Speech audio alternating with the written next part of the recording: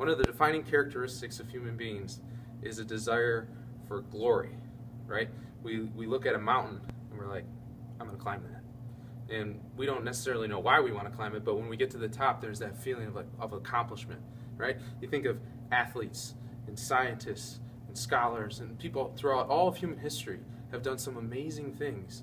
And at the root of it, or one of the roots of it, is a desire for glory, right? But what's interesting about God is He, like so many things in our lives, He takes this desire for glory and He doesn't squash it and say that's ridiculous. He just shifts it a little bit and gives us a really interesting example of what He sees as glorious, the ultimate glory. So what am I talking about? I'm talking about the cross. I'm talking about death. The most glorious thing that has ever happened in the history of humanity was the death and resurrection of Jesus. When Jesus was hanging on the cross, that was glory.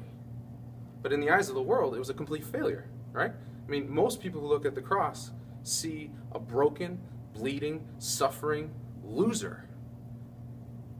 But what a Christian sees, and what the good news is we know that that action, when He's up there on the cross with His arms out wide, He's inviting us into His glory because we know and He knows what's coming next. 3 days later, He's going to rise. And that changes everything. So now, death is not something we need to fear or something that we need to flee from. In fact, He's totally twisted it. Now death has become a source of glory. How crazy is that? And it's only by putting on the mind of Christ, by following Him, by saying yes to Him, and actually dying to ourselves and becoming His disciple, that we achieve glory. So, you could actually say that glory equals death.